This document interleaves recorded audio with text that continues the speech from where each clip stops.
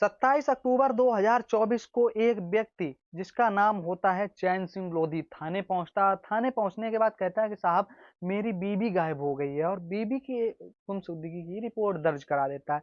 जैसे ही उसने बीवी की गुमशुदगी की रिपोर्ट दर्ज कराई थी, धीरे अगला दिन आ जाता है, अगले दिन भी वो थाने पहुंच जाता है।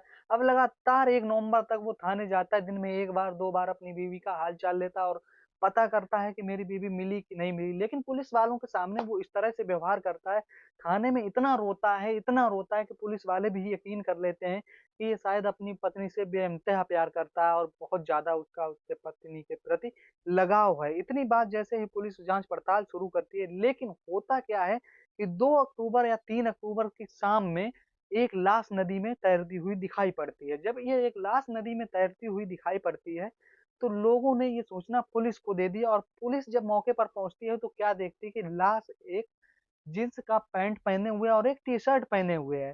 पूरा हुलिया था वो लड़कों वाला था, लेकिन जब पुलिस ने लाश को बाहर निकाला तो वो लाश निकलती है लड़की की। जैसे ही लड़की की लाश निकलती है तो पुलिस वाले उस लाश को पोस्टमार्टम के लिए भेज देते हैं। अब जब पोस्टमार्टम में जो खुलासा होता है उसको सुनकर आप हैरान और परेशान हो जाएँगे, क्योंकि पूरे जबलपुर मध्य प्रदेश में जब-जब लोगों ने ये कहानी और अखबारों में पढ़ी और सोशल मीडिया पर देखी और टेलीविज़न पर देखी, तो लोगों को यकीन नहीं हो पा रहा था कि आखिर आरोपी थाने के चक्कर लगा रहा था और आरोपी खुद गुमशुदगी की रिपोर्ट दर्ज करा रहा था। नमस्कार दोस्तों, मैं पुष्पेंद्र सिंह कुशवाहा आज आपके सामने फिर एक सच्ची घटना लेकर आया हूँ। दरअसल आज की जो सच्ची घटना है, ये घटना है मध्य प्रदेश का एक जिला है जबलपुर, उसी के अंतर्गत एक थाना आता है बैलीखेड़ा थाना। उसी में एक गाँव लगता है खैरी गाँव। खैरी गाँव में चैन सिंह लोधी और उसकी पत्नी रजनी रहा करते थे। उनकी शादी के करीब अभी तक 10 साल हो गए थे, लेकिन उन्हों अभी से कोई संतान प्राप्त नहीं हुई थी। लगातार इस चीज़ को लेकर उन दोनों के बीच में वाद-विवाद होता रहता था। चैन सिंह लोधी दूसरी शादी करना चाह रहा था। इस चीज़ की भनक जैसे ही पत्नी को लगती है तो दोनों में अब आपस में विवाद शुरू हो जाता है। अब चैन सिंह लोधी चुपचाप शांत बैठ जाता है, शादी की कोई बात नहीं चलती है। लेकिन फिर चैन सिंह लोधी एक दिन और अपना प्लान बनाता है और प्लान के तहत शादी करने की पूरी तैयारी कर लेता है। जब शादी करने के लिए पूरी तैयारी कर लेता है, तो उसके बाद उसकी पत्नी रजनी को किसी तरह से ये बात का पता चल जाता है कि चैन सिंह लोधी दूसरी शादी करने जा रहा है, उसका पति दूसरी शादी करने जा रहा है।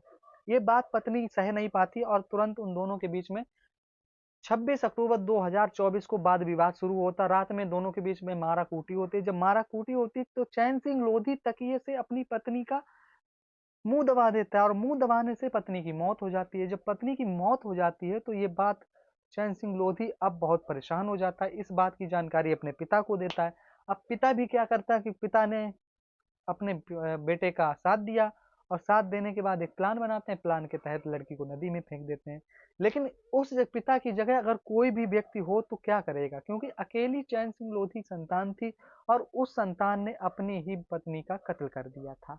पिता बहुत ज़्यादा हैरान परेशान था और हट कर अपने बेटे का ही साथ देता और उस लाश को ठिकाने लगाने का प्लान बनाने के तहत उस लड़की को कपड़े पहनाए जाते हैं, वो भी लड़के के कपड़े पहनाए जाते हैं, जीन्स पहनाया जाता है और एक टी-शर्ट पहनाई जाती है। उस टी-शर्ट को पहनाने के बाद उस लड़की को पत्थरों के साथ एक नदी में फेंक दिया जाता है। जब उस लड़की को नदी में फेंक दिया जाता है, अगले दिन 27 अक्टूबर 2024 आ जाती है। चैन सिंह लोधी थाने पहुंच जाता है। थाने में एफआईआर दर्ज कराता है कि उसकी पत्नी गायब हो गई है। उसकी पत्नी एक बैग लिए है, बैग में काफ़ी कपड़े हैं, कपड़े साथ लेकर गई हुई है। इस तरह की गुमशुदगी की रिपोर्ट दर्ज कराता है और कुछ पैसे भी बताता है कि वो उसकी पत्नी उस घर से लेकर गई है। क्योंकि उसका प्लान जो था इस तरह बनाया गया था कि पुलिस वाले शक ना कर पाएँ और पुलिस को ये लगे कि उसकी पत्नी घर छोड़कर भाग गई है।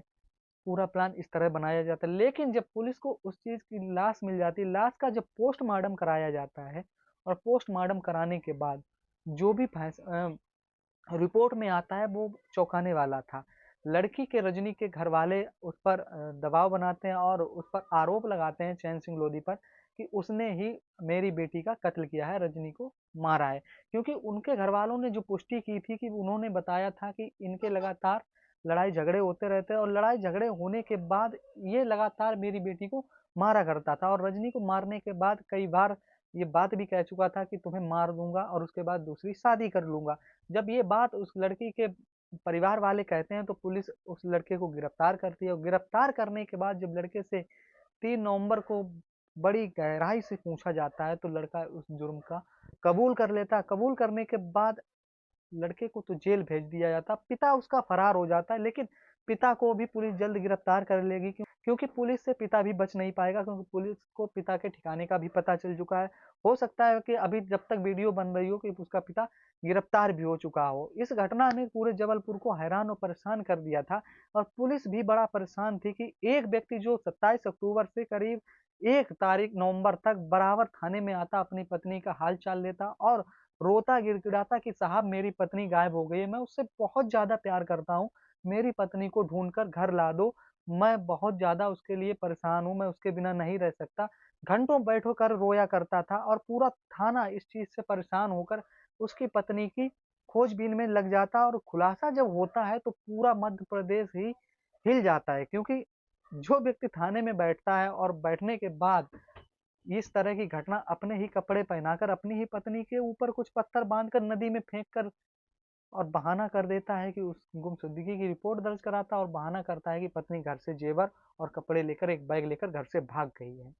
इस कहानी को सुनाने का उद्देश्य किसी की भावनाओं को ठेस पहुंचाना तो नहीं था, बल्कि समाज में जागरूकता लाने का था कि आप इस तरह की घटनाओं से दूर रहें और अपने परिवार को सुरक्षित रखें और खुद भी सुरक्षित रहें। धन्यवाद।